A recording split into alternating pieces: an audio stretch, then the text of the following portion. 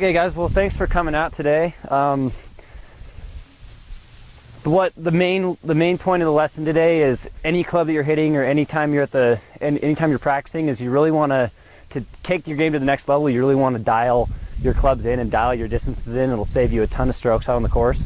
So what I would take away from this is go to the driving range and just practice, get a set yardage and just practice hitting each yardage, even with each club. So you can figure out, hey, my 7-iron goes 155 and my 6-iron goes 168 or whatever it is, and try to get as dialed in as you can to save strokes out there and hit better approach shots.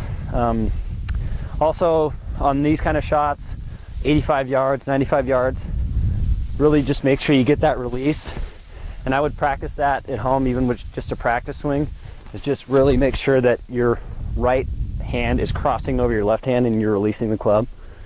And on those 50-yard shots, just ball in the middle. I would say ball in the middle of the stance, 60% of the weight on your left foot, and just a nice little flip wedge into the green.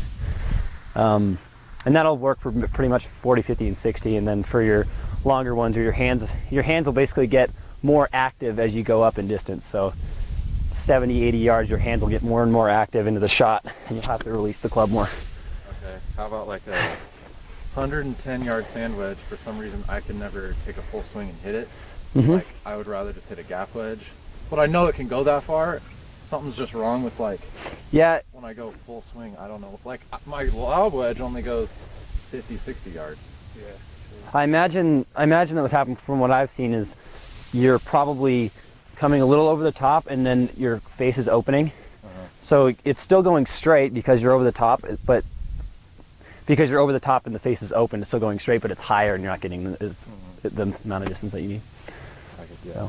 So yeah, that's another thing too, is when you release, if you get a better release, because I imagine that when you come over the top and it's open, that you're probably not getting the release that you want. Yeah. So if you practice crossing those hands over, then that might help you. I think too, whenever I have a wedge in my hand, I'm like, all right, let's put it tight, baby. And then you get too like worried about it. Sure. And you flip it off or mishit it. And that was the thing too, because I think with you need to work on your rotation a little bit more, which a lot of golfers do. It's like probably the hardest thing in the golf swing is rotation through impact.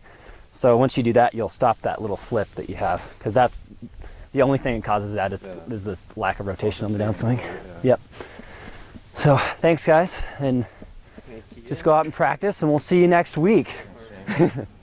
Thanks guys, appreciate it. See you next week in sunny Moscow, Idaho. Yeah. Maybe it'll be 15 degrees.